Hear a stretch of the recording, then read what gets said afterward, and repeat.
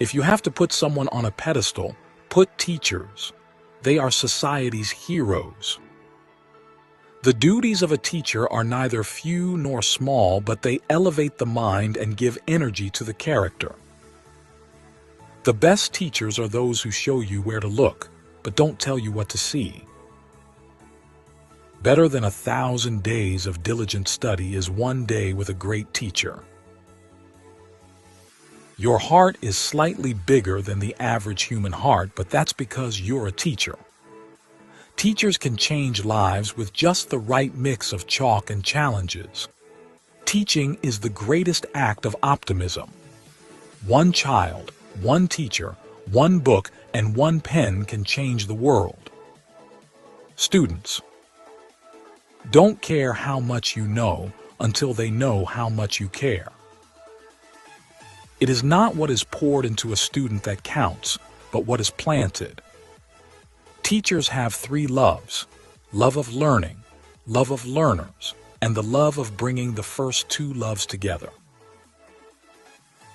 The art of teaching is the art of assisting discovery. Education doesn't just make us smarter, it makes us whole.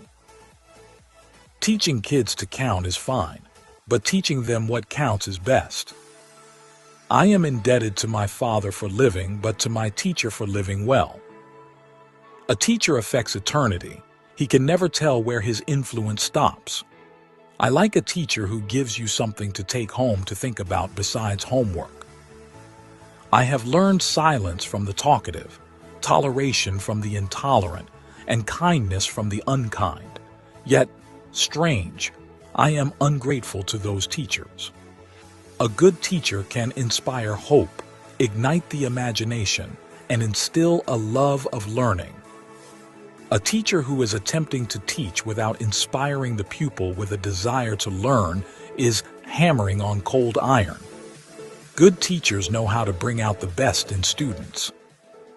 An investment in knowledge pays the best interest. Change is the end result of all true learning. Education is the passport to the future, for tomorrow belongs to those who prepare for it today. The roots of education are bitter, but the fruit is sweet. The more that you read, the more things you will know. The more that you learn, the more places you'll go. Live as if you were to die tomorrow. Learn as if you were to live forever. The learning process continues until the day you die. Education is not the filling of a pail, but the lighting of a fire. Develop a passion for learning. If you do, you will never cease to grow. Education is not preparation for life. Education is life itself. They know enough who know how to learn. Education is the ability to listen to almost anything without losing your temper or your self-confidence. They cannot stop me. I will get my education if it is in the home, school, or any place. Powerful weapon you can use to change the world. He who opens a school door closes a prison. Education is the ability to meet life situations. Learning starts with failure. The first failure is the beginning of education. Intelligence plus character, that is the goal of true education. Education consists mainly of what we have unlearned. If you have to put someone on a pedestal, put teachers. They are society's heroes. Good evening, everybody. Could you please confirm if I'm audible? Yes, we can hear you. All right, okay, thank you. Good evening once again. Thank you all for registering and attending this national level online faculty development program on outcome-based education and application of generative AI in teaching and research, jointly organized by the IQAC of Vasireddy Venkatadri Institute of Technology, Guntur, Andhra Pradesh, and the IQAC of Siddaganga Institute of Technology, Tumkur, Karnataka, in association with IPSR Solutions Limited. Today, we would like to welcome Dr. Thomas Verghese, who's the chair, Finance Program, J.R. Shaw School of Business, Northern Alberta Institute of Technology, Canada. And we would like to welcome all the FDP participants of today. Now, about this FDP, this is a one-week FDP program with live sessions from the timing of 7 p.m. to 9 p.m. This is actually our third day of the FDP. Now, fee for the LMS access and processing of certificate is rupees 400. All the participants who have paid the processing fee will receive the LMS access, the video recording for all the days, and the provision to download your FTP completion certificate. The procedure for receiving the certificate will be informed to you towards the end of the FTP. If any of you would like to make the payment and get the access to the LMS, you can still make the payment of rupees 400 to the account details I've already put in the chat. If you are unable to attend any of the live sessions, the recording will be available in the LMS. Now, we have shared LMS access details through emails to those who have shared the payment proof in WhatsApp till yesterday. Those who have shared the payment proof in WhatsApp today will receive the LMS access details later in the day or by tomorrow. If you have any trouble in attending the WebEx online session, there is a YouTube live session link that I've put in the chat. You can join in with that as well. Now, my name is Sijin Jacob George. I work as Global Relations Manager for IPSR Solutions Limited, and I will be the event moderator. Now, coming on to today's FTP technical session, the topic will be OBE, a Canadian experience. This is going to be delivered by Dr. Thomas Vorkis, who's the chair, Finance Program, J.R. Shaw School of Business, Northern Alberta Institute of Technology, Canada. Now, Dr. Thomas Vorkis started his career as a research officer at a small institution in Maharashtra focusing on social service. Later, he became the assistant director research there. His passion for teaching led him to the School of Applicable Mathematics at MG University, where he worked with Professor Dr. Mendes Jacob. He then taught in Brunei before moving to Edmonton, Alberta, Canada, where he joined the Department of Mathematical and Statistical Sciences at the University of Alberta. Currently, he chairs the finance program at the Northern Alberta Institute of Technology and also serves as an educator and subject matter expert at Athabasca University in Canada. Thomas has authored numerous papers in statistics and education and has presented at various national and international conferences. He also reviews several international journals. In addition to his academic pursuits, Thomas is passionate about community service, volunteering in his community and church. He's an active member of the Lions Club, holding several positions, including his newest role as Vice District Governor, elect of District C1 in Canada for the year 2024 to 2025. He has won multiple awards in Lionism and is a certified Lions instructor, showcasing his dedication and expertise within the organization. Over to you, sir. Thank you, Sijin, for that wonderful introduction. Hope you can all hear me. Yes. Okay, good. You're audible. And I'm sharing a screen. You can see that as well, right? Can you see my screen? Yes, sir. Oh, okay. All right. Okay. Thank you very much. Okay. Good evening, everyone. Once again, thank you, Sijin Jacob, for that wonderful introduction. You are so kind. So welcome to the participants of national level online FDP. I congratulate and appreciate the leadership of Vasireddy, Venkatadri Institute of Technology, Guntur, and Siddaganga Institute of Technology, Tumkur, and also the IPSR leadership for organizing this faculty development program. So I appreciate once again, I'm very appreciative of the visionary leaders of both institutions, especially the chairman of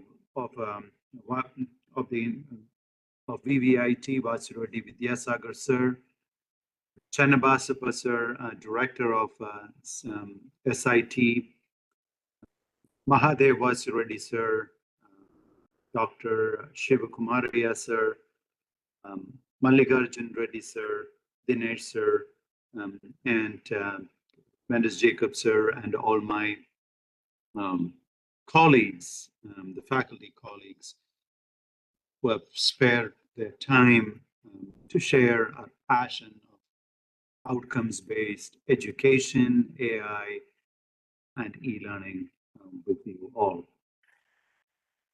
I have titled my session, Implementing Outcome-Based Education, a Canadian Experience. So to implement outcome-based education, of course, you need to know what outcomes-based education is. I'm pretty sure that there is no one who will be unaware of outcomes-based education in India. The reason being, since 2014, if I'm not mistaken, outcome-based education had been quite well spoken about in the higher education circles of India. So what is outcomes-based education? It's an educational framework. And from the name itself, we know this education is based on outcomes. What do you want to achieve? What are the outcomes? So an educational framework that focuses on achieving specific outcomes in terms of student learning and performance. That is what outcome-based education is. So have the end goal in mind when you do your teaching and learning, when you develop your curriculum, when you develop your assessment, when you give your feedback. Have the end goals. What do you want your students to achieve at the end of the program? So that is what outcomes-based education is. Now, I have an agenda for you. So, of course, introduction. I'll give you a brief history of outcomes-based education and of course, a quick overview. And I strongly believe in having an understanding about the background of how the background on how this outcomes-based education was developed. Unless you know the background, you would probably not fully grasp why it is so important. So I'll give you an overview of outcomes-based education and my experience with outcomes-based education in my institutions, what we are doing, and so on. Now, I will briefly touch authentic assessments, and then if we have time, I will also talk about scholarship of teaching and learning, why it is important along with this outcomes-based education.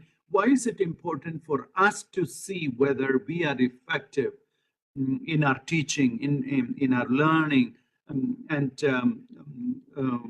everything that we do in our class, in a classroom? Is it effective? So I will briefly talk about scholarship of teaching and learning if we are left with any time. And of course, there is an opportunity for you to ask the questions.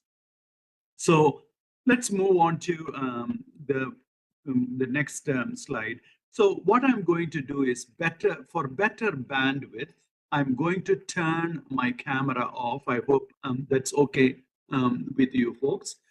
And then I will come back to you at the end of the session for question and answers. Okay. So I'm going to turn off my camera. This is mainly for better bandwidth. So to start off with, I am going to ask you some questions. So why is this question important? Because this question will help us to see where we are in our teaching and learning. I don't want you to answer these questions, but I'm going to read it out. So this will give you an opportunity to reflect on what you are doing in your classrooms. Okay? So my first question here is, why do we teach? What is the most important thing for us to focus on as teachers to help our students be successful? So if your answer is, why do we teach? The answer to that question is, I teach because I'm so passionate about teaching. I teach because I love my subject. I teach because I want to be with the students. I want to raise a successful generation, a next set of leaders, or next generation of leaders. If that is your answer, then what are you doing in your classroom for the students to be successful? And what is the most important thing for you to focus on as teachers to help your students be successful? So my next question here is, how do you plan what to teach? Do you make sure your students are really involved in their learning? When I say are your students really involved in their learning, what I have in mind when I framed this question is, are your students just passive learners, or are they active learners? Are they really involved in their own learning? How do you decide what students need to know and be able to do by the end of the program? You may be teaching statistics, you may be teaching economics, you may be teaching mechanical engineering, you may be teaching mathematics, you may be teaching any subject, but how do you decide what students need to know and be able to do at the end of the program? So our focus in our classrooms must not be for that day, that topic, that chapter, that semester, that year. Our focus must be beyond our program. It must be beyond our classroom, beyond our core subject, beyond our semester, beyond the years that students are going to be in your classroom. It must be beyond everything. So beyond that few years in your institution, you want to see what they are going to achieve at the end of the program. So how do you make sure your students are learning what they need to? Are these things easy to understand and measure? When you give student feedback, how does it help them to get better? Or when you give feedback, is it just a mark, 80 out of 100 or 93% or whatever? Are the students taking the feedback so that they will improve their learning? Or is it just a or the assessments are just an opportunity for you to give a mark and then move on? Or is it an opportunity for students to learn? When you think about what school will be like in the future, what do you think needs to change to make sure the students and society are both doing well? So as teachers, as instructors, as professors, our focus must not be just for our classroom. It is, we are all preparing our students to be successful in the future. We want our students to be leaders for the next generation or next set of leaders. So why did I ask you these questions? Because if you answer these questions honestly, you will determine your readiness to implement outcome-based education in your classroom. So coming back to my second slide, here you can see an image. It talks about the clarity of focus, designing down, high expectation, expanded opportunity, and so on. These are the foundational principles of outcome-based education. So clarity of focus, you will hear this again. So today what I'm going to do is I'm going to give you an overview of outcomes-based education. So in the next coming sessions, you will get a better chance to indulge more, involve more, learn more about all these topics. So I'm just giving you a foundation here. So the first principle, the foundational principle, is clarity of focus. Clarity on what is expected from students in each program, in each subject, in each chapter, even in each module. That creates the right expectation and provides the right direction to the teaching learning process. So you need to know what is expected from your students. That is what clarity of focus means. The outcomes are defined earlier. I will talk about outcomes again.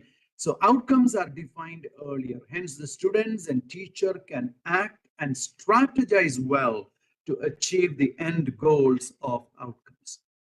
So the second foundational principle you see here is the design down and delivery up.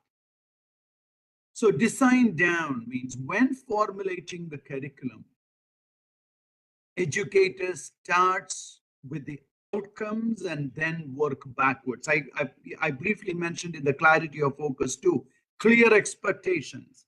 And to have that clear expectation, you need to know what is expected of them. And what is expected of them is the outcomes that they are expected to know. So when planning instructions, teachers teach what students need to learn to demonstrate the outcomes. Many of you are familiar with Stephen Covey and his very famous book, The 7 Habits of Highly Effective People. So the second of the 7 habits of highly effective people by Stephen Covey is begin with end in mind. That is exactly what we are doing. We have to have the outcomes in mind, and then you work backwards. Begin with end in mind. And the third foundational principle here, and you can see that in the tower in here. So you can see high expectation. What does it mean, high expectation? You set the bar high. Mediocrity is not acceptable in student performance. So what that means is the assessments in outcomes-based education should challenge students enough to activate and enable higher order thinking skills, critical thinking skills, decision-making skills, problem-solving skills, and so on. In other words, if you want to set the bar high, then you also have to perform that way. So as having an authentic assessments, again, I will talk about authentic assessment later. So having that authentic assessments will enable them to operate at a higher level skills. Many a times we think that for the introductory courses, all we need is knowledge recall. That is not true. Knowledge recall, knowledge is very important. Unless you have an awesome understanding, excellent understanding of the foundational principles of whatever that topic is, whether it is economics or statistics or mathematics or electrical engineering or business, unless you have, the foundational principles, you cannot operate. But that doesn't mean all your questions should be based on just memorization. Even in your introductory courses, you can certainly incorporate questions, incorporate assessments, which will help students to perform at a higher level. High expectation, set the bar high. And expanded opportunity. So expanded opportunity is promising higher level learning to all students. So when you set the bar high, when you set the expectation high, and based on that high expectation, if your teaching and your learning and the assessment is happening, then of course it will provide students an expanded opportunity. Why did I tell you these foundational principles first? Because this will help you have a broader understanding of what this outcomes-based education is, and at your individual level, at your classroom level, in your faculty level, in your program level, in your department level, you also can operate at with these foundational principles in mind. So, Dr. Thomas. yes. Okay. Yeah. Okay. Can you Fine. hear me? Yeah. No problem, because some of the people are asking whether you moved the slide and they couldn't see the I did change in the not move slide. the slide. I was still in the foundational principles. All right. Okay. Fine. Okay. Yeah, it's moved So that. now, is outcomes-based education successful? That is, a question that generally people ask. Yes, there is, these are just some random, there is no specific interest for me in any of this, but I just chose these random success stories from the literature. In University of South Wales medical program, in a Hong Kong university, the computer science program, in Botswana, in Malaysia, in Indonesia, United Kingdom, United States of America, New Zealand, Malaysia, Australia, South Africa, and Canada, Philippines, African countries, and of course in India, we do have amazing success stories. So this is successful. If you implement outcomes-based education successfully, then it will certainly result in successful stories. We want our students to be successful, right? That is why we are all passionate teachers. I know that you have attended this session because you are passionate about teaching. You want your students to be successful, right? That is why you are sparing this evening time, which you could, spend watching TV or, spending time with your family or whatever. You can use it for your spare time. But you have decided, you chose to attend this session because you are passionate about your students and you want your students to be successful. So how do we measure the success? Is it about what percentage of your students passed? So you have, you give the final exam and 95% of your students passed. Is that the measure of your success? Or number of distinctions in your class? So if, let's say, 50% of your students got distinction, is that how you measure success in your classroom? Or A+, or how many university ranks? So what is success for you? I want you to take a look at my next quote or next slide. And in that next slide, I have this quote. It says, success in schools is of limited benefit unless students are equipped to transfer that success to life in a complex, challenging, high-tech future. So success in schools is of limited benefit. What that means is the number of A+, the distinction, 100% pass, and all those numbers are not real success. And the real success only happens if your students are equipped to live in this high-tech future successfully. So this future is, the future that they are going to face is complex. It is challenging, but are they going to be successful in that future? And this is not a recent quote. This is a quote from 1991. You can see beyond. So this is in a journal, Educational Leadership, and this is from the article Beyond Traditional OBE, written by Spaddy and Marshall. So you may wonder who this Spaddy and Marshall is. So William G. Spady is in fact the father of outcome-based education. He is an academic, sorry, he's an academic, educationalist, psychologist, sociologist, and so on. And his famous book, Outcome-Based Education, Critical Issues and Answers, published in 1994. If you just Google him, you can see a whole lot of articles and books that he published.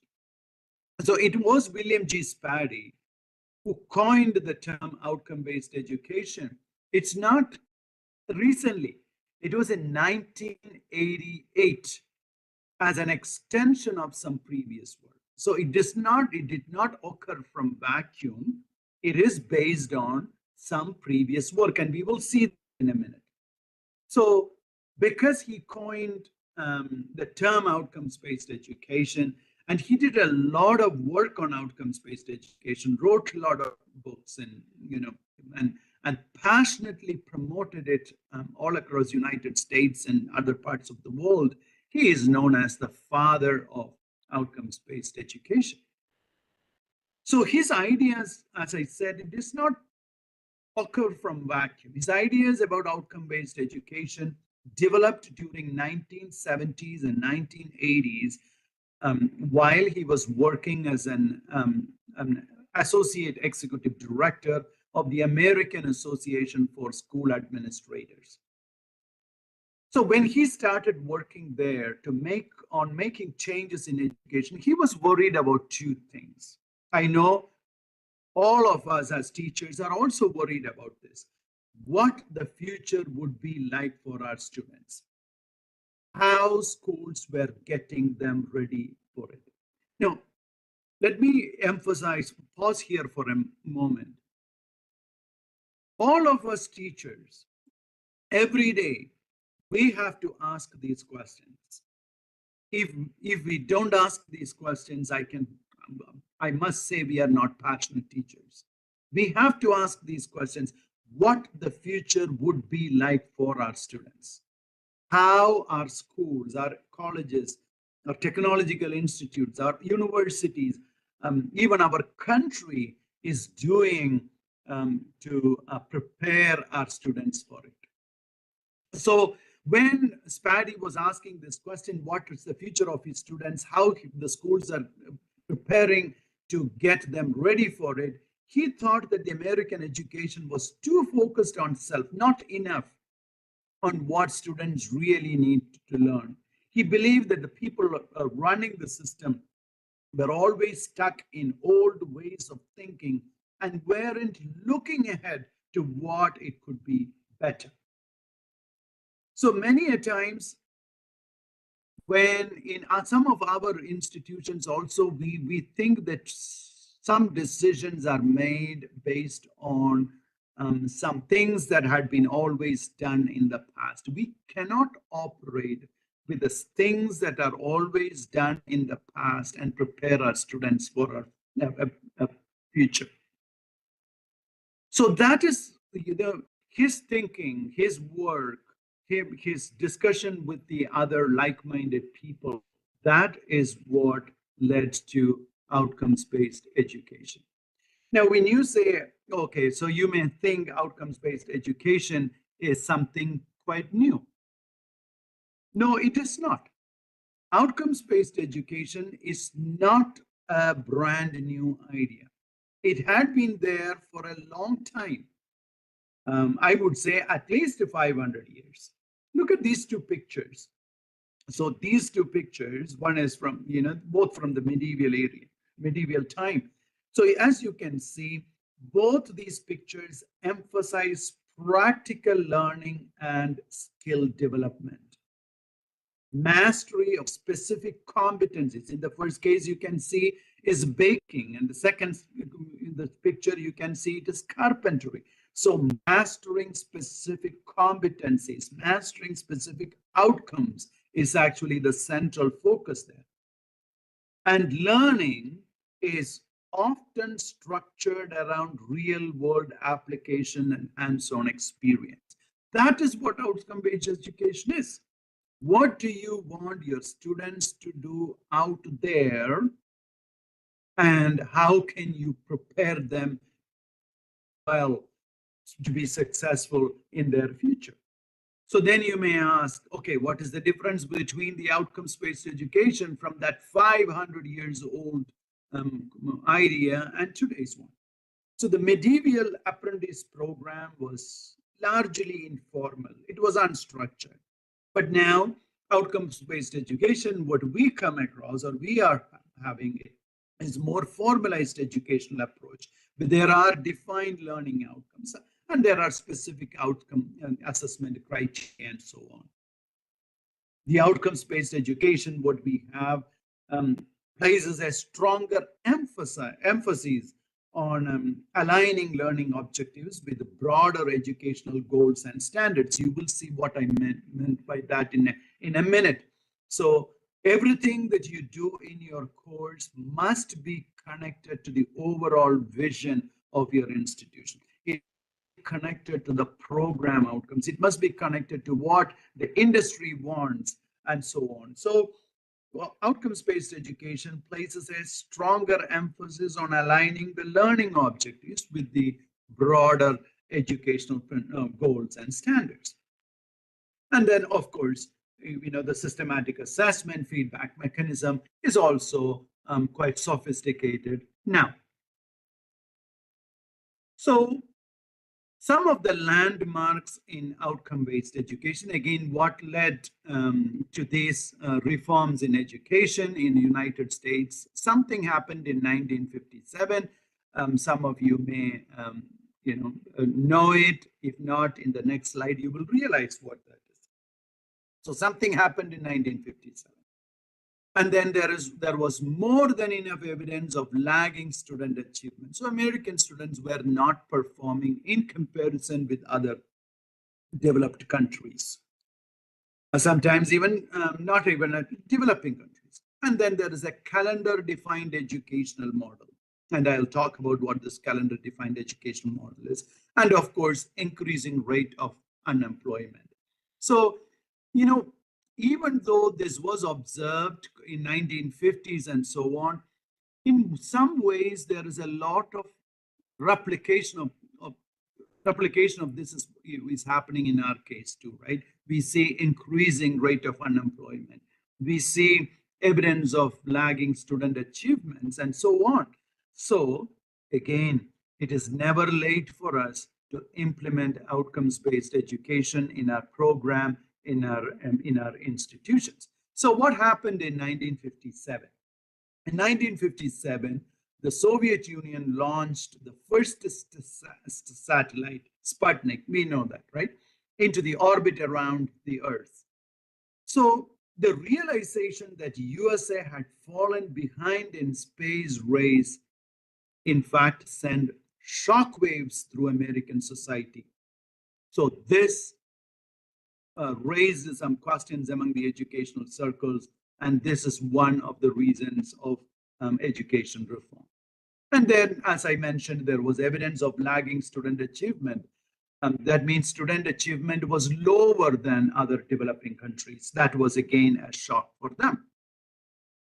And calendar educational model, calendar-defined educational model, we all know about this, right? We have seen this. Look at the image that I have given here. So we have a list of topics: introduction to equation, some terminology of equation, linear equations and inequalities. All we are doing is we are listing a set of topics, and then this needs to be covered in a semester, in a week, or in a month, whatever it is.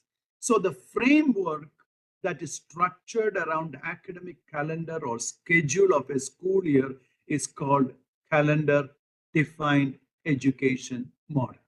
So the curriculum, the instruction, the assessment, the extracurricular activities, they are all planned in alignment with the academic calendar. So all these things, in 1957, the Sputnik case, the evidence of lagging student achievement, the calendar-defined educational model, increasing rate of unemployment. So this raised a lot of conversation this introduced a lot of conversation among the educationals, and they started thinking about what can we do to make our students successful.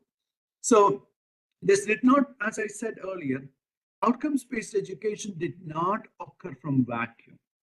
The force runners are, it did not emerge from a vacuum. It is built upon various previous educational theories.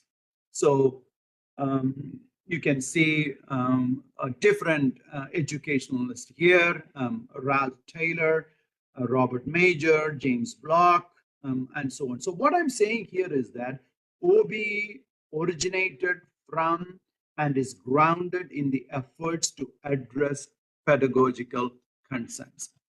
So I'm going to the next slide where, as I said, outcomes-based education, the term was coined by William G. Spaddy.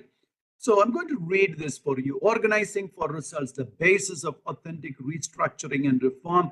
This the next image is a quote from that article. So he's saying most educators know that it would make more sense to operate schools on the basis of what students can actually do. So not be just giving a list of topics does not help. We want to teach our students based on what they can actually do. But what happens is the demands of custody, the administrative standardization make this deal almost unattainable. So I help to develop the key concepts and frameworks of outcomes-based education to address the problem. Remember, this is William G. Spaddy's 1988 article. So we had been saying about this for a long time. So let us put into a formal definition. So outcomes-based education means organizing for results.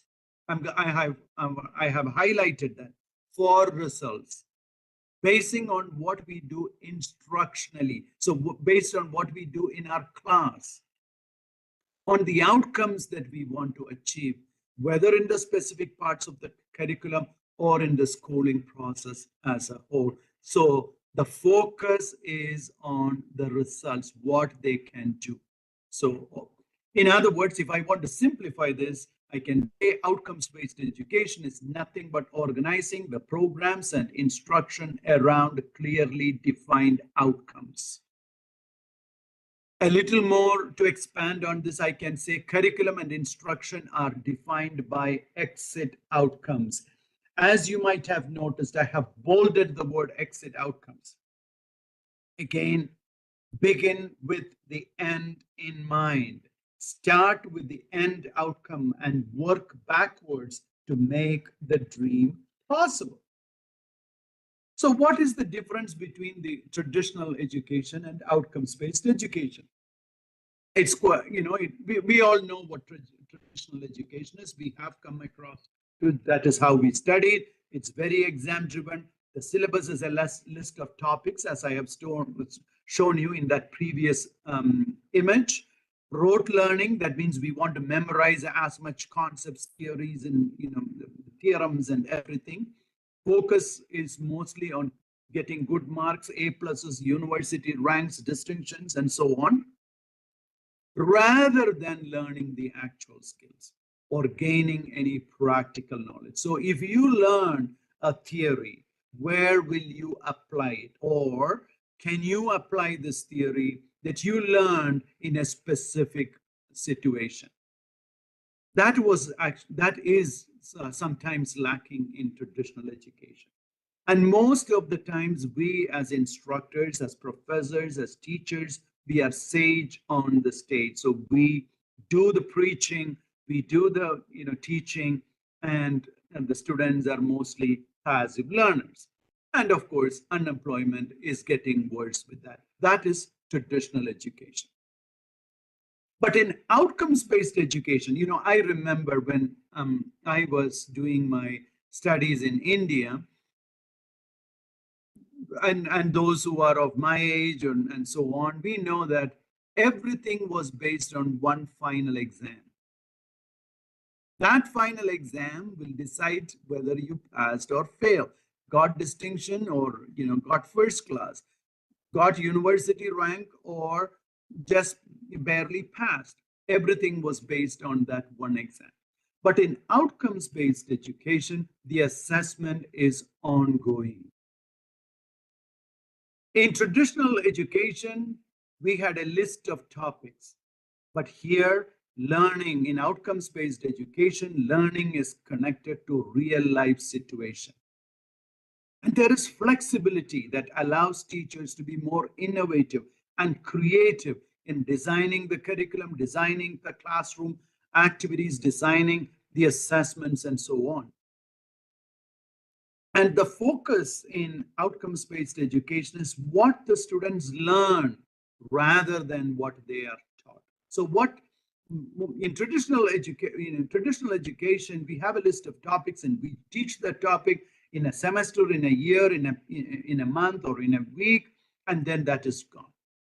But here, the focus is whatever you teach, did the students learn? Are they able to apply it in real life situations? And of course, the outcomes must be measurable. That means they must be able to do it, to show it, so that they understood the concepts.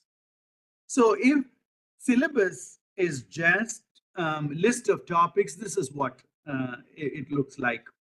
So, I have one from statistics and the other is from mathematics. In statistics, it says a random experiment, trial, sample point, sample space, definition of an event, operation of events. It's a list of topics, list of terms. It does not tell the students, or even to us as teachers, what they are expected to know. And you will see the difference when I'm showing another course outline. You will see the difference between the two. So here in traditional system, it is just a syllabus is just a list of topics. But in outcomes-based education, everything, whether it is the teaching and learning activities or the assessment task, everything is learner-centered. And with the teaching activities and the assessment task is all based on what do I know about my students? What is the intended learning outcomes? What do I want my students to learn? Everything is based on that. So once you have that learning outcomes in mind, the exit outcomes in mind, then the question comes, how can I facilitate that learning? So all the teaching and learning activities will be an answer to that question. How can I facilitate that learning? Assessment task. Again, how do I know that learning does happen? So everything is learner-centered. But in traditional education, everything is teacher-centered. So it is not rote learning. The focus is on the outputs, what they can achieve. And then students are, of course, active learners. In traditional system, students are passive learners, where they sit there, write notes, and then they memorize it and so on. But in outcomes-based education, they are actually doing things in their classrooms. So this is a outcomes-based education model by Vasireddy. So everything is based on, as you can see, exit outcomes, which is in the center, exit outcomes. So the curriculum structure is defined by exit outcomes. The instructional delivery is focused on exit outcomes. Student assessment is, everything is evaluated on based on exit outcomes, and everything that you do is organized around exit outcomes.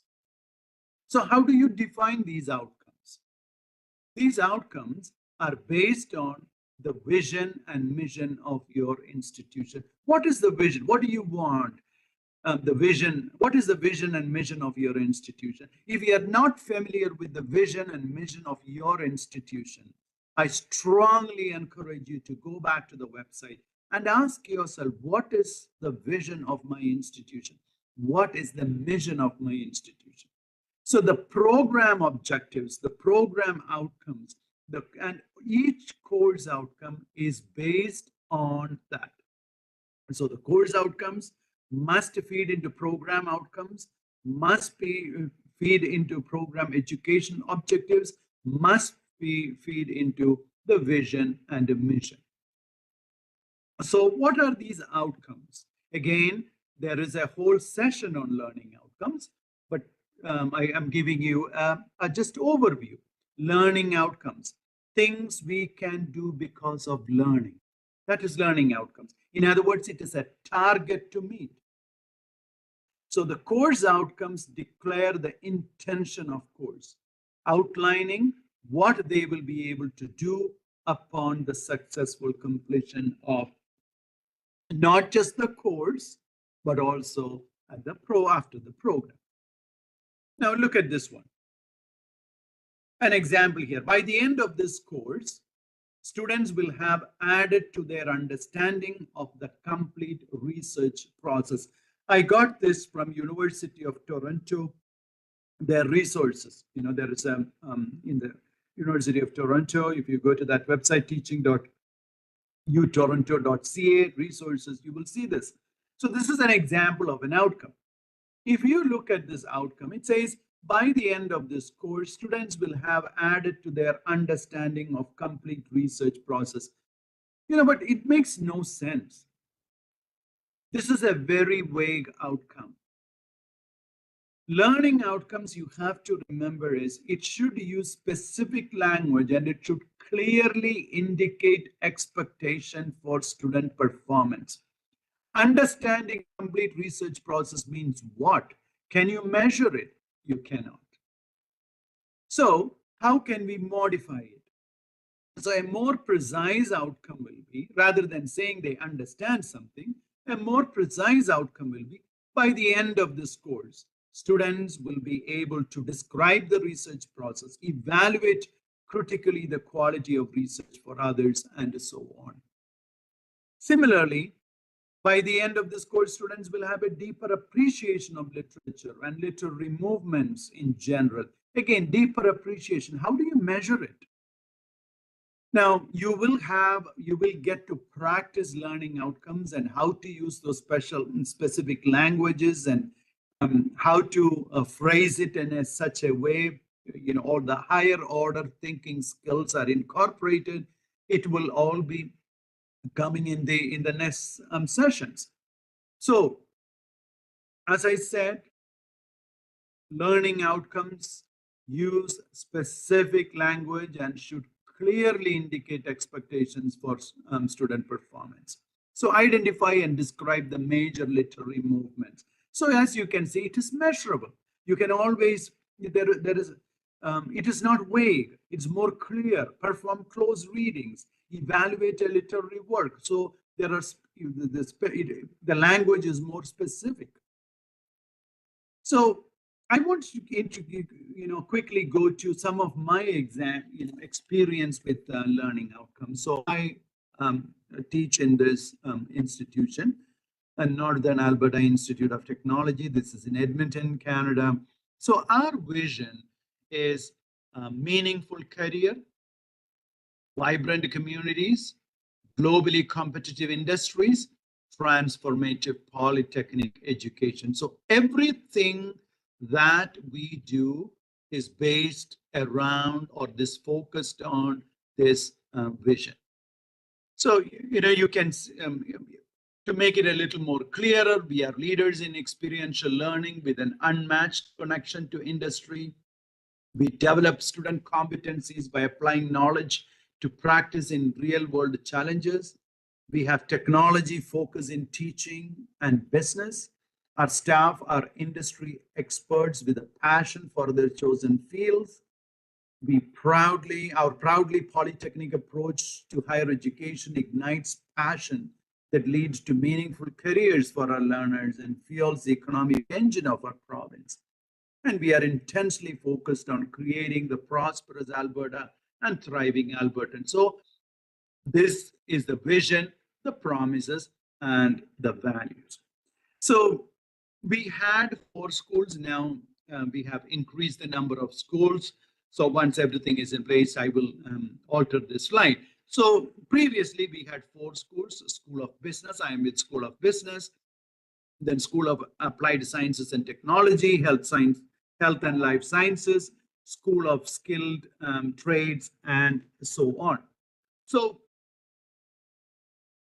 School of Business, as you can see, it clearly says School of Business harnesses the power of a polytechnic, providing relevant multidisciplinary business education integrated with the industry partnership and applied learning. So everything that we do in our courses, in our programs, is based on this multidisciplinary business education integrated with industry partnership, and there is always hands-on applied learning. So the model that we use is polytechnic education model. So what we teach is driven by industry needs. So the curriculum is in alignment with the needs of the industry, and everything is outcomes based. So the outcome of learning is directly linked to what the students will be required to do once employed in the industry. So if it is business, in the business area, if it is science and technology, in the science and technology area, and computer, and so on. Then there is career essential skills, and it is created with industry. So we bring industry together with instructors to determine what needs to be taught. So meaningful assessment. So student learning is assessed using the task that they would normally encounter in workplace.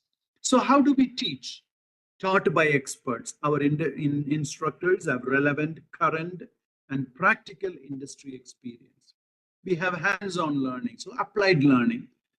Relevant technology is used. Evidence-based practices. So NATE teaches its instructors how to teach so they can translate their industry experience into sound instructional practices. So all those who teach will have to, or those who are new hires will have to go through an instructional program. So they will learn about classroom management, outcomes-based education, and there is a list of topics that they get familiarized themselves with. And then, of course, NATE instructors are professionals who engage in ongoing learning about industry and instructional practice. So specifically, I'm working here in the School of Business. So as you can see, the vision is here as at the J.R. Shaw School of Business. Our dynamic programs are designed to equip students with the skills, the knowledge, the hands-on experience essential for success in today's rapidly evolving business landscape.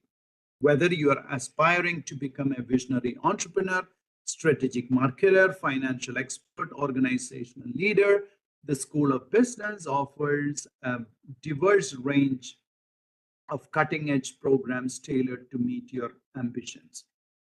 So there are several programs: accounting analytics, entrepreneurship innovation, finance, general business studies, hospitality management, resource management, then management, marketing, supply chain management, technology management, leadership, and so on. We have a Bachelor of Business Administration, the undergrad program, the diploma, the certificate, and of course, a Bachelor of Technology.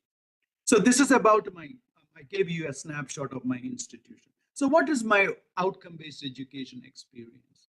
So the industry, the faculty, students, alumni, leadership, they come together and brainstorm. And based on this conversation, we will identify the concepts and skills that graduates need to know and the issues they will face in industry or once they are employed. So based on that, we identify the course outcomes. So sometimes we will have to deconstruct the existing course outcomes to rebuild them. Again, everything is done in discussion with the industry, faculty, the leadership, and so on. And all teaching and learning and assessments is all aligned with outcomes-based education, what students will do once they graduate. And the model that we used is this specific model, Stale and Luchak, 2011. So you will get a better idea when I explain about the graduate profile. So Graduates of the finance diploma program, I'm only using the diploma program as an example here.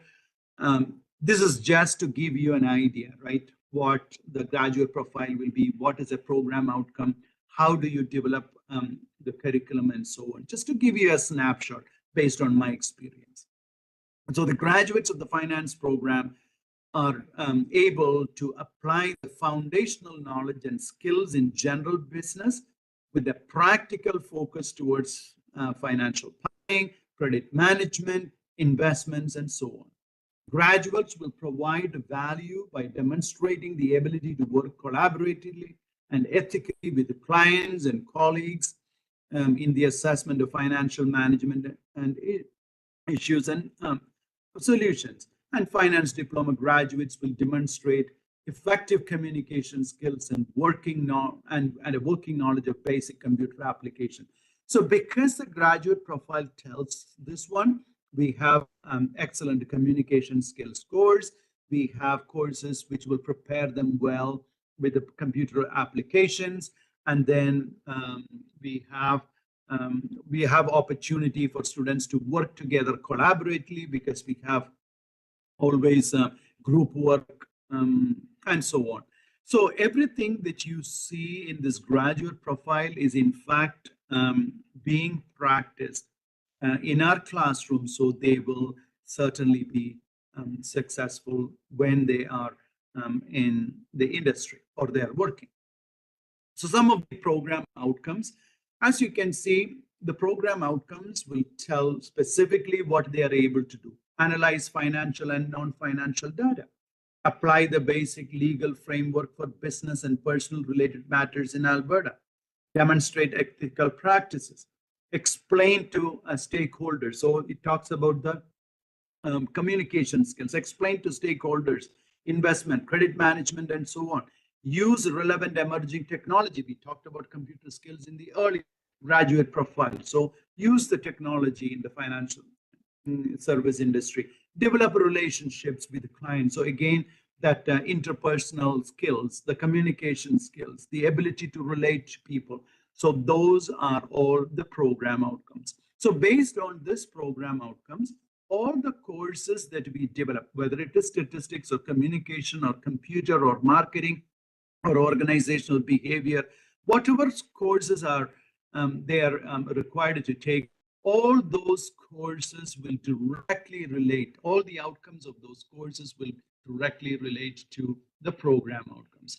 Not necessary that each course outcome is related to all of the program outcomes, but you can see maybe for one, maybe the course outcomes of one course may be connected to one of the program outcomes or a couple of program outcomes, sometimes all of these. So again, another example for business stats, a course outcome, we specifically say it's not the list of topics as we saw earlier.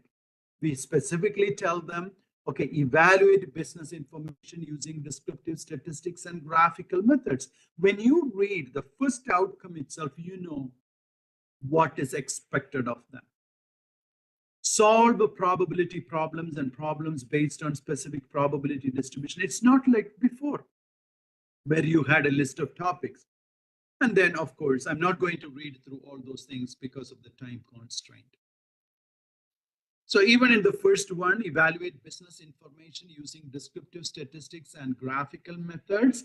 We know how to use graphs, how to use charts, numerical measures, and then everything that you see, the concept, the skills, the issues are directly related to the outcome, the course outcome here.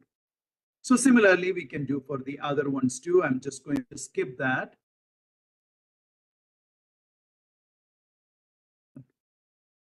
So we always maintain industry connections.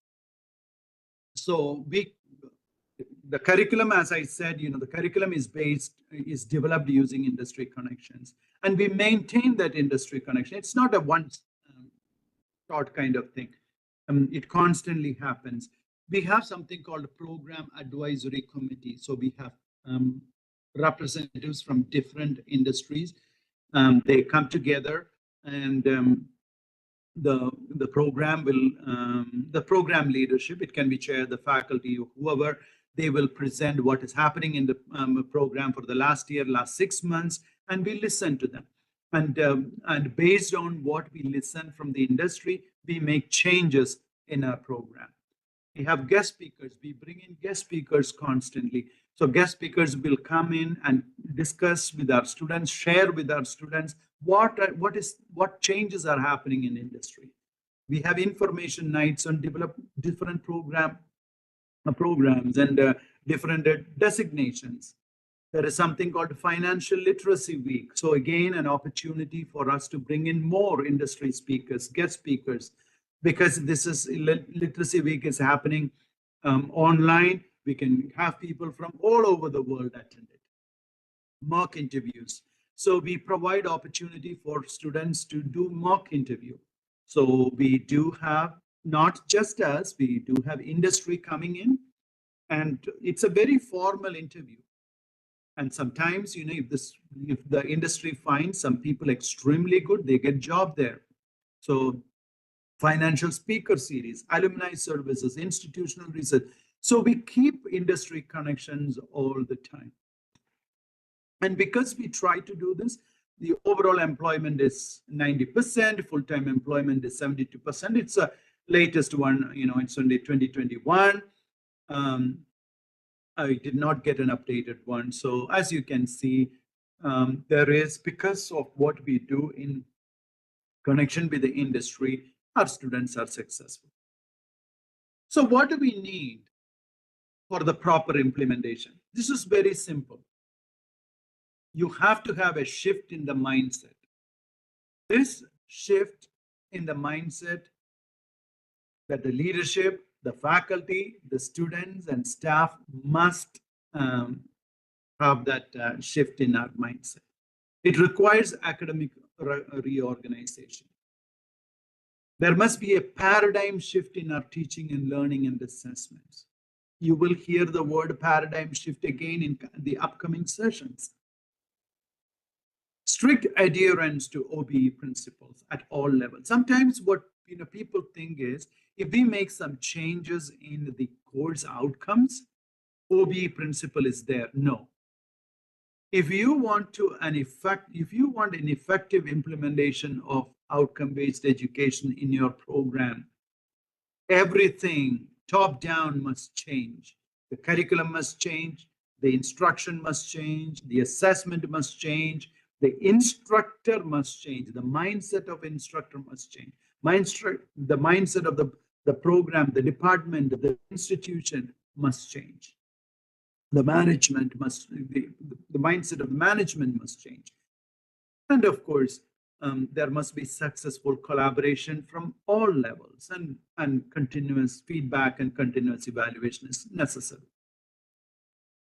So can everything, when I say all these things, you may say, oh, wow, this is so easy. No, there are lots of challenges. The challenges are restructuring the entire curriculum and education system is not an easy task. As I said earlier, just changing bits and pieces here and there will not bring in a successful outcomes-based education. So restructuring of the entire curriculum, a lot of time, lot of money, lot of effort. And teachers' attitude must change, right? Because many of us, we have learned through lecture method. So for us to have a mindset to move away from lecture method is not that easy. So our attitude as in teachers, the lecturers, the professors, the instructors, our attitude must change. For our attitude to change, our skill set must also change, right? If we had been teaching for 20 years using lecture methods, and tomorrow onwards, if you are asking me to use a student-centered type of teaching, it's not easy for me because I had been doing that for 20 years. Now, tomorrow, if you want me to change the way that I teach, it is not that easy. So my skill set must change. I need to know what these alternate teaching strategies are. What are these student-centered teaching strategies? So for that, I need the skill sets. So training is probably required. Increase in the workload. As instructors, we have to understand that there is a slight increase in the workload. But don't, I have to assure you, even though initially we see that as an workload, even though it is slightly, increase, there is increase in the workload initially, later on, you will certainly see the fruits. The roots may be bitter. In one of the quotes that you heard at the start of the program, this session, the roots may be bitter, but the fruits will always be tasted. And the class size is another issue. If you have a larger class size, how do we implement it? It's not that easy. Again, class size is a challenge there. And learner characteristics. Many a times when students are asked to do presentation, many a times students are asked to do group work, they are reluctant. So their attitude and their characteristics must also change. And lack of administrative support is another issue. Now, where did I collect this list? This is not an exhaustive list, okay? Where did I collect all these?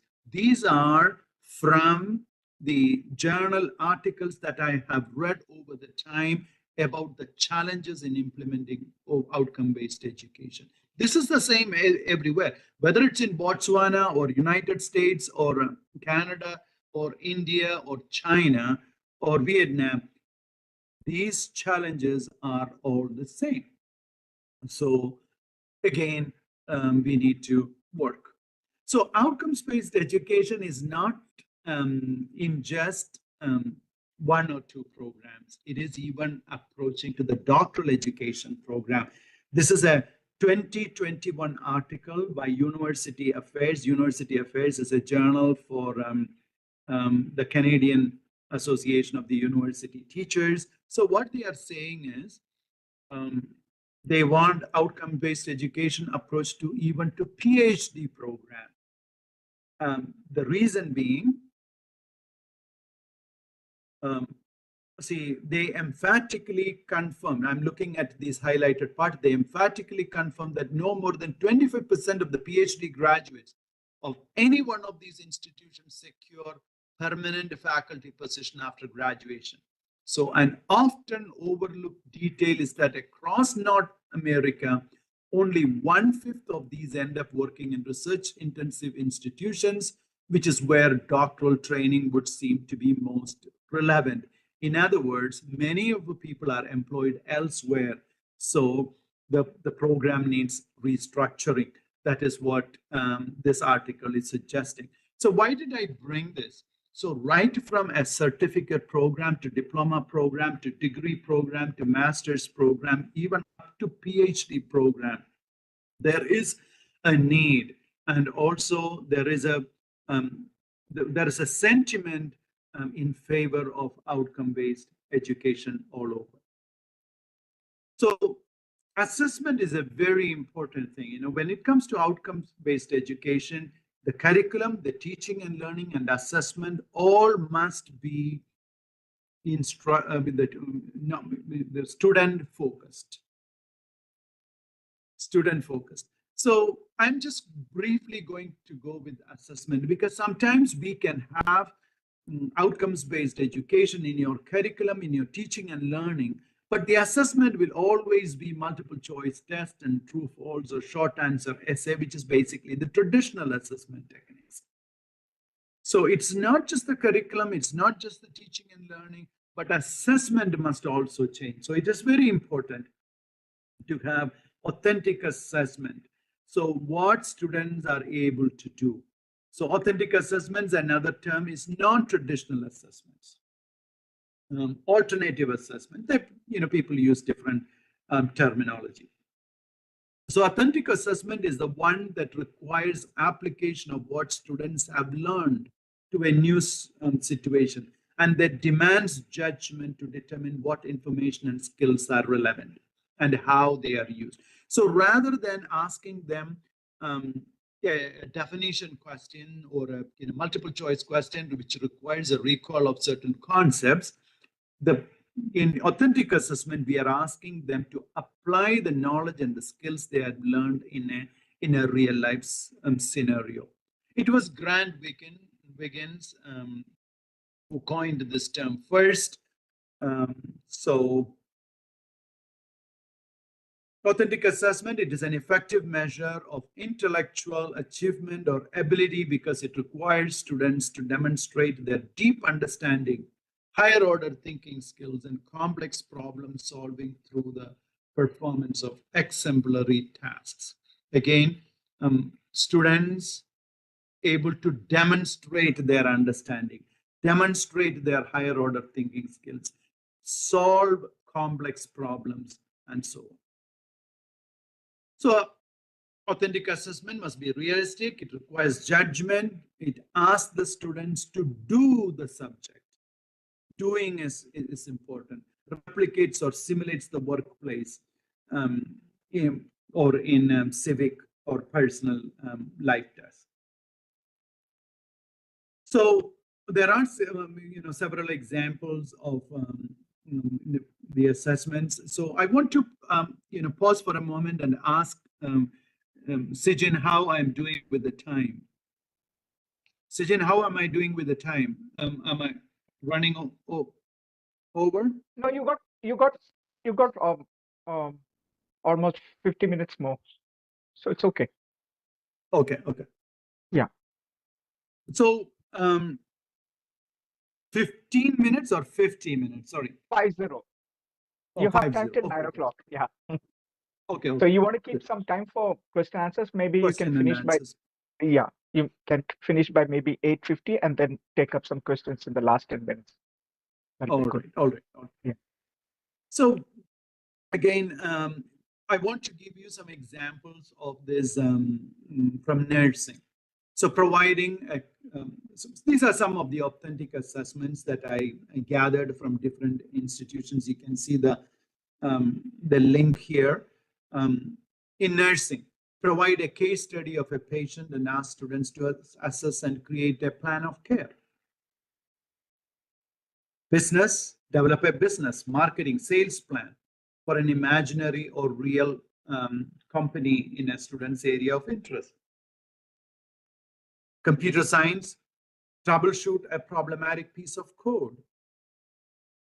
Develop a website to solve a particular problem and or meet a set of criteria. Psychology, examine or critique a case study from multiple theoretical positions. Public affairs, consider how community agency might be impacted by particular challenge, budget cuts, infrastructure outage, public health crisis, and so on. Draw a diagram on how a process works, indicating what happens if X occurs. So as I said before, authentic assessment assess the student's ability to efficiently and effectively use the knowledge and skills to solve a complex task. So it's not just multiple choice questions or true and false or just writing essay. It's allowing appropriate opportunity to practice, to rehearse, to consult resources and get feedback and refine performances and products. So what are the guidelines of constructing an alternative assessment? So what is the outcome that you want to assess? That is the first question you have to ask. And then describe how you want learners to demonstrate their learning using real-world activity. Create the task, the assessment that students feel they can relate to and can apply in their lives. So make sure as an instructor, you identify the characteristics, the criteria for a good task. So what would the end product look like? You have to have an excellent understanding. And then create a rubric for the evaluation of this project. So provide the rubric ahead so students know exactly what to do. It's not just giving a question, it also telling them what they are assessed on. Now, the alternative assessment itself is an entirely is a totally is a session on its entirety. I'm just giving you some snapshots because curriculum, instruction, and assessment all must align to the course outcomes, the program outcomes, and of course, directly related to the vision and mission of your institution. So what are some of the examples? You can use portfolios, case studies, journals, presentations, poster presentation, research reports, oral interviews, exhibition. If you wanted to be more creative, you can ask the students to create a flyer. For example, if it is a marketing strategy, so creating a flyer and how it is more effective. Composing a song, debates, reflection paper, data analysis project, even create a podcast, create a concept map.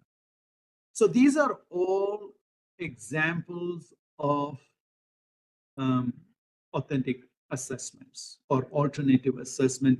So through these portfolios, case studies, journals, presentation, debates, reflection papers, oral interviews, and so on, the students can demonstrate the skills and the knowledge that they have learned, and they are producing it in terms of reports and presentations so that you can also assess it well, whether they understood the concept skills and issues, and also whether they are able to apply it to a real life situation. So that is the advantage of authentic assessment.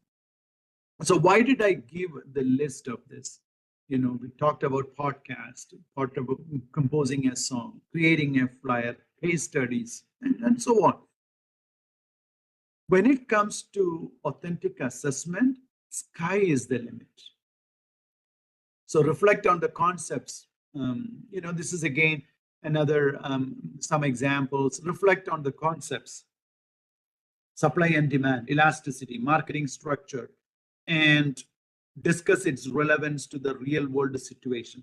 So rather than asking your students to define supply and demand, or give a graph and ask them to define what elasticity is or market structure is, you are giving them a real world situation and ask them to reflect on how supply and demand affected here, marketing structure affected in this situation, and so on. Analyze current events or economic phenomena applying economic theories. Choose a case or an article related to government policy, international trade agreement, and so on. Collecting economic data. Analyze using graphs and charts to identify patterns, and so on. So I want to give you an example from one of the courses that I taught. I also teach ethics occasionally. Mostly I teach statistics, but ethics is another course that I teach occasionally. So this is one of my authentic assessment there. So I said, consider a compromising situation during your time in school, any level, or at work, where you had to make a difficult moral decision. So they have to identify a challenging moral decision that they had to make. Again, so they have to reflect on their thoughts and actions. So why was it a more difficult moral decision, and so on. I hear that. Am I not audible? You can't You are, hear sir. me? You are. Oh, okay. No, I just saw a message flashing saying I'm not audible. Sorry. No, you are audible. Okay. So reflect on your thoughts and actions at that time. How did you behave? Why did you act the way you did? Reflect on your thoughts and course of action. Why do you think you took that action? So incorporate all that you have learned from chapter 1 of the text. So in chapter 1, we had the difference, we introduced a lot of terminology. What is morals? What is ethics? And then relating to and several terminology, the theories and so on relating to that. So rather than asking them a couple of multiple choice questions, we are giving them their opportunity to think about something from their own, on their own, and then applying all these terminology. So how effectively they can apply the terminology and how they can communicate is also assessed here. So use the appropriate terminology, the language from chapter 1. So not telling the story is not the point, but they had to tie the story to the moral growth in the chapter 1 concept. So in chapter 1, we had some theories which talks about the moral growth. So they had to relate that, not just write a story, but they had to relate it to everything that learned from chapter 1. And then we did not stop there. Ground your essay on the diagram on page 11. So this specifically, they had to look at page 11. They had to understand the flow chart. What are the concepts involved? So they had to include the moral development theory. And which moral development theory did you think it follows? And your opinion alone is not the point of this exercise, but more the analysis of your action based on chapter 1 concepts. And that is the key for receiving high mark, and there is no late submission. So then we have the criteria, right? It's APA style, maximum 3 pages. You should, so there must be a cover page, there must be a reference page, it must be double spaced, the Times New Roman font size 12, and so on. So this gives you an example of an authentic assessment. I could have easily given them 4 multiple choice questions and asked them to explain a moral development theory. But here, with this assessment, I'm incorporating everything in chapter 1. So this is an example that I used. And I also want to give you another example that I used in statistics. So in statistics, rather than telling them, okay, what is a discrete variable, what is a continuous variable, what is what are the 4 levels of measurement, and things and so on, what are the different variables, types, and so on. What we do is create a hypothetical survey questionnaire with 3 qualitative variables, 3 quantitative variables. The first variable must be a binary nominal variable. So they need to know what the qualitative variables are, the quantitative variables are. They have to identify those variables from the real life situation. And then must be a binary nominal variable. So binary means 2. So only 2 options in that nominal variable, and they had to code it as 1 and 2. Then there is an ordinary variable, ordinal variable. So they need to know the difference between the nominal variable and ordinal variable and applying it in a real life situation and so on. So create a set of 20 hypothetical responses. So they had to create the questionnaire. They had to create these responses themselves. And all the numbers should be whole numbers, no decimals, no fraction. For variable 4, the discrete variable, make sure the range is up to 10. And the distribution must be clearly skewed. So again, this is an opportunity for them to understand, okay, what does the skew means? So how do I want it to be skewed? Is it right skewed or left skewed? And so on. So rather than asking simple multiple choice questions, or we are giving this authentic assessment so they have an excellent understanding. Then for continuous variable, create the set, create a set of numbers that are diverse, and so on. So this is not just the, this is not a complete exercise. It's only the introductory part. Then they had to, for ordinal variable, what descriptive statistics would be used to describe the data. And how do you know this variable is negatively skewed or positively skewed? So this gives them an opportunity to analyze the data set from the outset itself. So we are not waiting till the end of the school year or the program to do the data analysis, even from the start. So what is this authentic assessments? Again, it aligns with course outcomes. So course outcomes must be very clear. Course outcomes must be related to what they can do, what our students can do after they are successful, they're completely successful in the program. And then indicative of the real world or on-job situations and tasks. So another definition of authentic assessment is authentic assessment involve giving students opportunity to demonstrate their abilities in the real world context. Ideally, student performance is not measured by the ability to memorize or recite terms and definitions, but on the ability to use repertories of disciplinary tools to analyze and solve a realistic problem they might face as practitioners in the field. That is actually the key, to analyze and solve realistic problem they might face as practitioners in the field. So our teaching and learning, our curriculum, our assessment must all be based on exit outcomes. That is what outcomes-based education is. Every activity of ours is student-centered, and it is also related to the exit outcomes. The focus is exit outcome.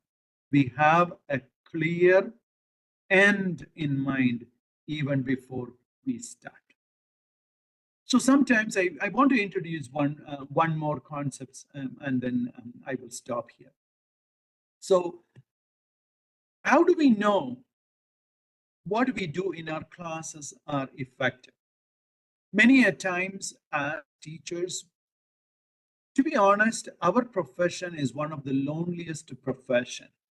Whatever we do in our classroom, only we know, right?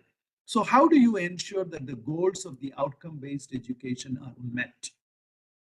So I want to introduce you to scholarship of teaching and learning. It's a scholarly approach to understanding and improving teaching and learning practices.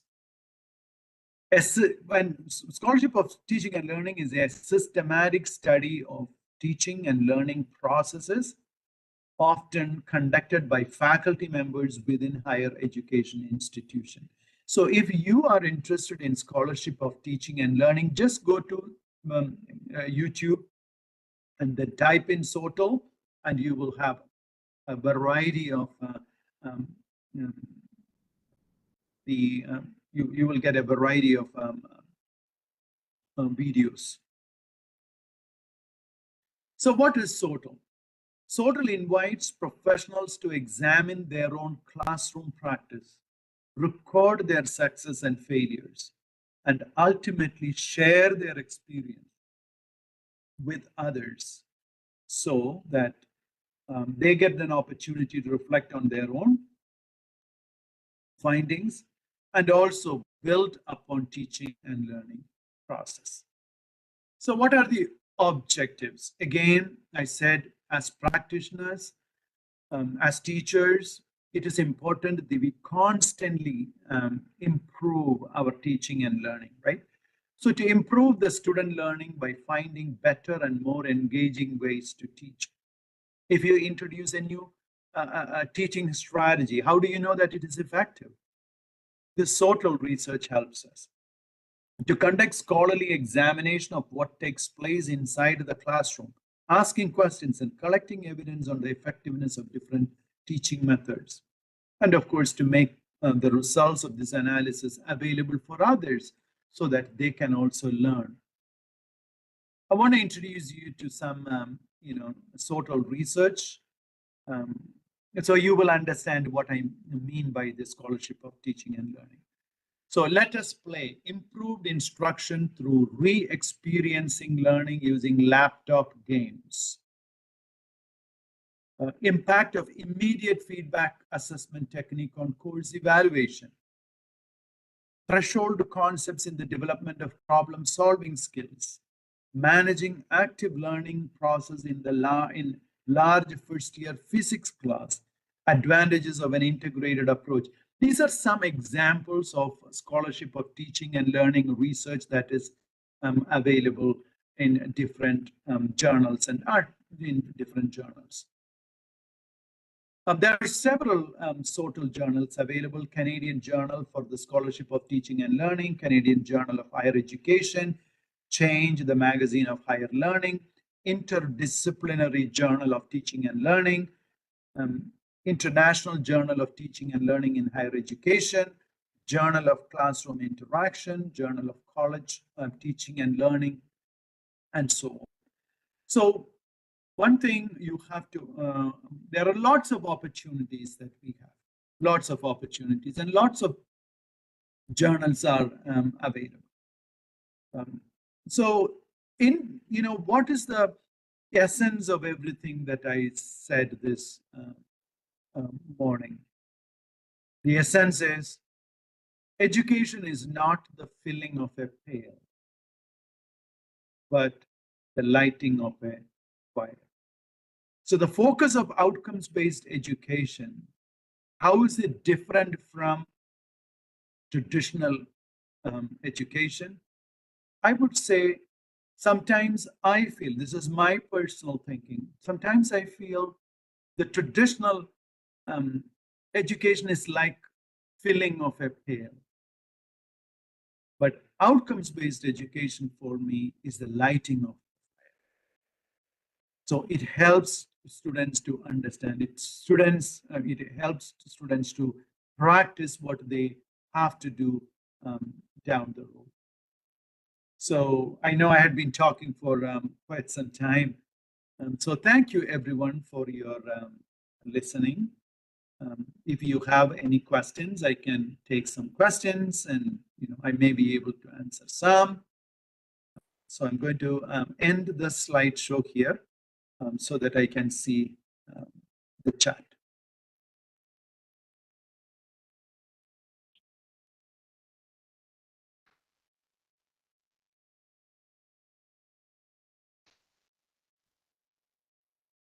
If you have any questions to Dr. Thomas Varghese, you can please put in the chat and he will take it. So do you have the link to that a link to that site that you were mentioning? Oh, the SOTRU? SOTRU, yeah. Yeah, I can certainly give that. Yeah.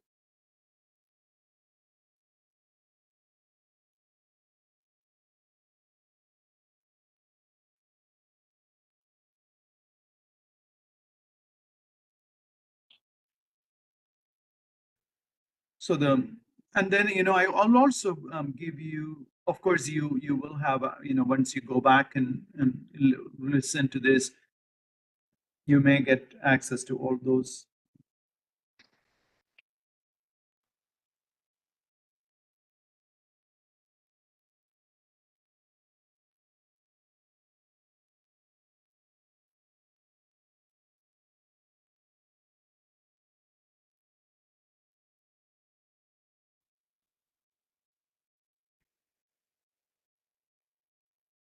If you have any questions, you can turn on your mic and then. Okay, I see some. Okay, while dealing with students in higher education, we feel that there is a big gap from school level. How to bridge the gap? That is it's not an issue that is faced by just your institution. It is a worldwide institution. Worldwide issue. See, the mindset must change from the secondary institution itself, the secondary school system itself. Otherwise, the students, sometimes, we do have the challenges. So how do you fill the gap? As an instructor, probably, or as a teacher, professor, there are some limitations. I mean, you probably can provide some office hours. We are required to provide office hours for students to come and ask questions. You can explain in one-on-one or in groups and so on. But there is a limitation to what you can do. There's a limit to what you can do. Some institutions, what they do is they have peer tutoring. That means students teach if they don't understand some, or there is a gap between the secondary and the post-secondary, then there will be some peer tutoring sessions, there will be writing skill sessions, math labs, and so on, where students get additional help through these different institutions. Again, as an instructor, as a professor, there is only so much that you can do. Initiatives must come from the institution itself. Institution must put in more time, more money towards these writing skills lab or math labs or peer tutoring and additional tutoring programs and so on. So that is only, again, yeah, that is what we can do. Sir, did I answer your question?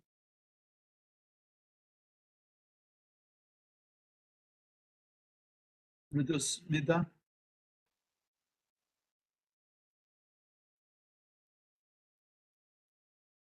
How to prepare rubrics for a lab course. Now that is, Krishnamurthy sir, it is not an easy answer because it depends on what lab course, depends on what the content and so on. So let me see whether I can find an easily available rubric.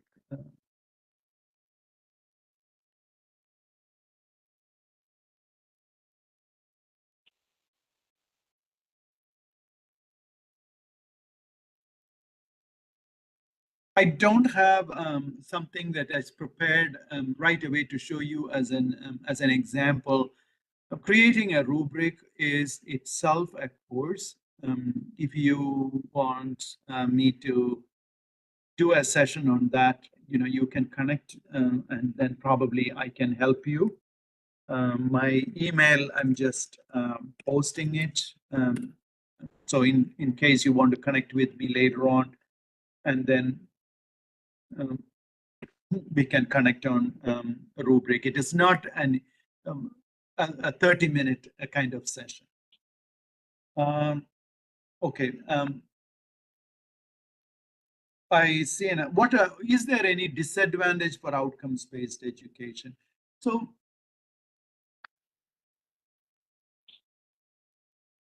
one of the disadvantages that I hear, I don't say it as a disadvantage, but one of the complaints that I hear from some people are, oh, because of outcomes-based education, students cannot remember, they don't know how to define some certain terminology before they used to, they were able to memorize, or they were able to define certain concepts.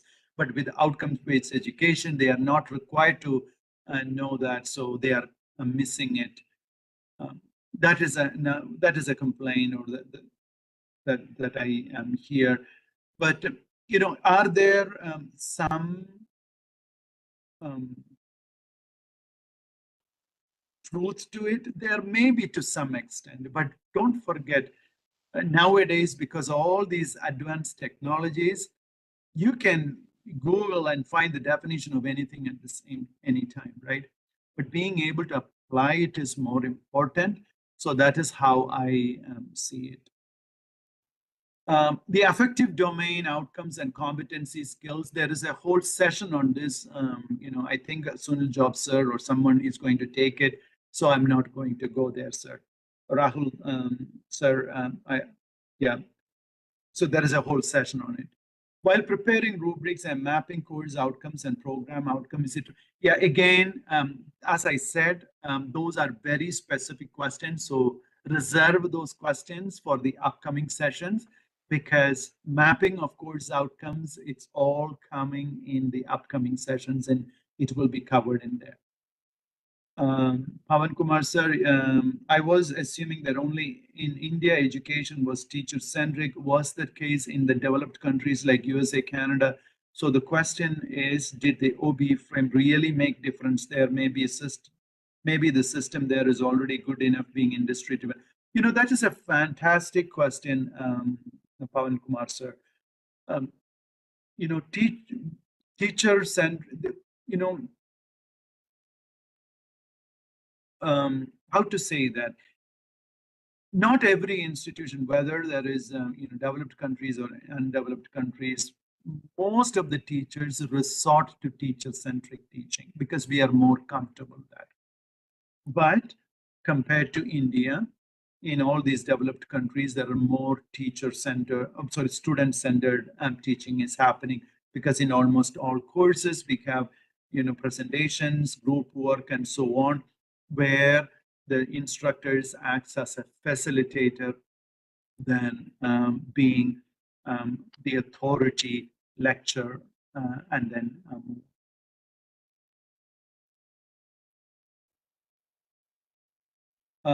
lifelong learning means self-study. If so, how to attain it? Shall we include self-study topics in syllabus? That's a good question. Lifelong learning means self-study. Lifelong learning doesn't always mean self-study, right? So I know of people, even with their, PhD in one topic, they register in another university as an online student or, part-time student. They continually learn. In certain professions, they are required to take additional credit to keep up their credential or their designation. For example, if you are a CPA or a CFA, then you are to do certain topics, continuous education. So continuous education is a requirement, even for us as instructors or as a professors, right? We look at our journals, we do our research and so on to continually keep up. So lifelong learning is encouraged. Talk about it in your classroom. But what specific links to include, I really don't know, because things always change, right? So instill that passion in your students so that they can continue this learning, right? Don't stop. Once they achieve their undergrad degree or master's degree or PhD, don't just stop there. And they should also not see education as just a tool to get into a position, get a job, and forget about everything. They have to constantly improve themselves. So that is what we can do as instructors in our classroom, to encourage them to constantly upgrade themselves, constantly study. All right. So I don't think there is any more. So thank you, everyone, for this wonderful wonderful opportunity to come and chat with you. My email is there if you have any questions that if I can answer, I can answer or connect with you if needed. So have a great rest of the evening. Enjoy your rest of the nights there. For us, it's morning time. So we'll hopefully our paths will cross again. So all the best for your OBE implementation, and any help if you need, please feel free to contact me. Okay, bye. Thank you, Dr. Thomas Verghese. Thank you for that wonderful session. We will hope to see you again. Tomorrow, please note, tomorrow our session will be on architecture of OBE and design of outcomes by Dr. Sunil Job. It will be at the same time from 7 p.m. to 9 p.m. Please join it for it or sharp at 7. We will have the session started at sharp at 7 p.m. Those who are asking for the feedback link, I've already posted it in the chat. Please, you can comment on the LinkedIn post out there and you can give your feedback. Thank you, everybody. Thank you for taking your time and attending this session. We will see you tomorrow at 7 p.m. Thank you, everyone. Have a good evening.